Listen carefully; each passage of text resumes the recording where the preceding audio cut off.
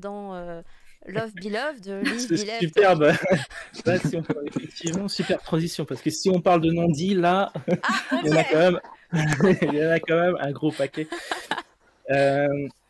On pourrait classifier un petit peu le manga de shoujo plus, hein, parce qu'il est quand même, il a quand même des thématiques assez différentes, assez plus poussées sur certains points qu'un autre. Donc c'est avec le 12e tome hein, qui se termine là. 12e, Donc ouais, tout j'ai à fait. pu voir un peu avant. Donc on a déjà un quator avec 2 filles et 2 garçons. Donc on a une fille qui s'appelle Yuna, qui est un peu la pureté incarnée, qui va tomber amoureuse du beau gosse Ryo, le blond, qui lui est le demi-frère, ou on dit ça, hein, le demi-frère Oui, si c'est de par Akari, remariage, oui. la brune. Mm.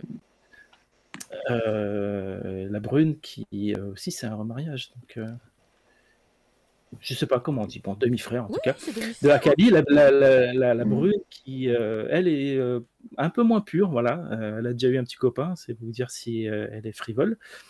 Ouh là Et Akali qui... là Ouh. Attention, hein. Ouh là là. Ah, là, c'est... Encore, hein, on utilise des mots légers. Et Akali, elle va tomber amoureuse du dernier... Ah, j'ai oublié son prénom à lui. C'est comment déjà? Ah mince, moi aussi j'ai entendu son. Ah, allez. Sachan. Non, c'est pas... Non, ça c'est le garçon. Ah, comment il s'appelle? C'est pas Kazuomi? C'est Kazu, non? Kazuomi? Tiens, c'est vrai, je n'ai pas son nom. Zut! Mon Dieu, j'ai oublié le nom d'un personnage de Yu Yu Hakusho, mon Dieu!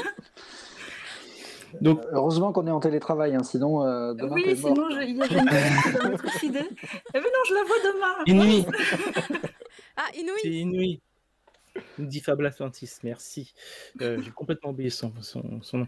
Et donc, ce quator, bah, il va y avoir effectivement beaucoup de quiproquos entre eux. Et ce qui est amusant dans leur couple, c'est que le couple le plus évident, en fait, c'est pas celui qu'on croit.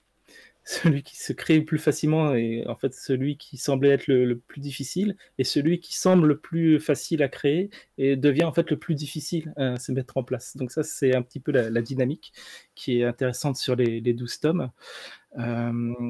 On voit aussi un autre élément qui est pas toujours dans les shoujo, c'est la confrontation avec les adultes, donc déjà les parents. Là, les parents sont très présents, la situation familiale de chacun est vraiment très importante. Bon, déjà, deux des personnages ont quand même des parents remariés. Du côté du brun, qui s'appelle Inui, lui, il a des problèmes avec sa famille, des problèmes plutôt d'ordre de confrontation entre ce qu'il veut faire lui dans la vie et ce que eux ils veulent qu'il fasse.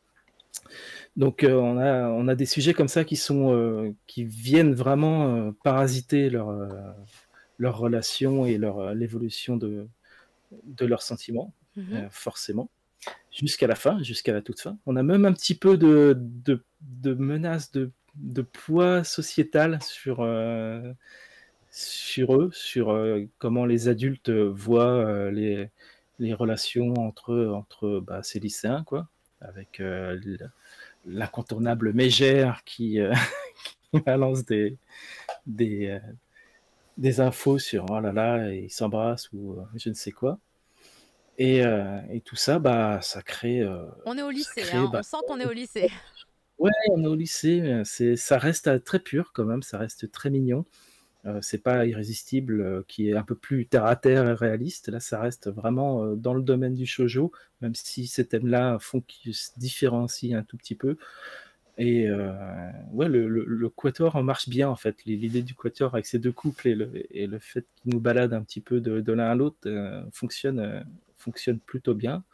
En plus, ils sont tous adorables, hein, forcément. Le dessin est magnifique. Tiens, un petit peu de chara design. Oui, parce que du coup, le dessin est magnifique et en plus, il dit des belles choses. Tu vois, il dit caca, ça a tiré du premier chapitre. Hein. Pas de spoil, tout va bien. Puis on nous évite aussi un peu tous les clichés du shoujo, c'est-à-dire, enfin, c'est pas des clichés, mais c'est c'est histoire d'étoffer, on va s'occuper des amours, de la copine, du copain, du troisième larron, et il faut que tout boucler avant avant de la série. Non, là, il y a vraiment deux couples, et ils sont bien formés depuis le début, enfin, ils sont bien ciblés, donc ça évite de s'étendre à d'autres choses ou essayer de rallonger avec des annexes. Le Quator est vraiment au centre de l'histoire dès le début, ça part pas trop dans tous les sens, et puis à part avec les histoires de famille, mais elles qui sont totalement intégrées donc à leur relation. Donc voilà, c'est très carré, c'est vraiment c'est du beau travail, quoi. C'est du beau travail de narration, de scénarisation,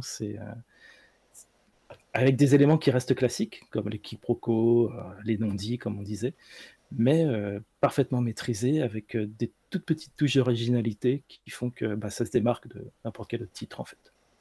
Et en plus, il y Voilà, a je sais un pas si film Kana est d'animation. d'accord. Mais il y a un film d'animation qui, Oui. a priori, est sorti aussi l'année dernière, je crois. Ça me dit quelque chose. Je me souviens avoir vu le trailer et m'être dit waouh, c'est beau. Et c'est là que j'ai fait attendez, on a le manga en France? Il y a déjà beaucoup de tomes de sortie. On verra plus tard. Mais ça m'avait intriguée. Et ouais, quand il y a trop de tomes de sortie, je me dis ma palle est déjà grande. Mais je me dis qu'à un moment donné, peut-être je ferai un deuxième enfant et je ferai un congé mat et là je rattraperai tout. Voilà. C'est mon plan. C'est mon plan en vrai pour rattraper ma palle. Et puis donc la série se termine là, mais Yu Sakisaka en attaque une autre au Japon. Et donc, ce mois-ci. comme Yuki vous le disait tout à l'heure, quand on aime un auteur chez Kana, généralement on a envie de continuer à proposer ses œuvres. Donc voilà. Donc on va être attentif. On va être attentif aux annonces qui arriveront sûrement bientôt. On peut espérer l'année 2021 ou... 2021, donc si elle commence la série maintenant et que c'est un rythme mensuel, faut quand même qu'on ait un peu au moins un tome. Plutôt 2022 pour célébrer la première année de la fin de la série. C'est un concept, on va travailler le concept.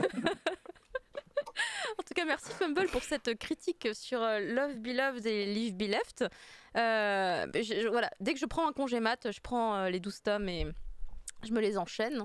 Parce que c'est une autrice que j'aime bien. J'ai beaucoup aimé les autres titres qu'elle a fait, donc il n'y a pas de raison. Puis ça donnait bien envie. Là, pour le coup, c'est une autrice, c'était une découverte. Je la connaissais pas, mais je crois que c'est la première fois qu'elle est éditée en France.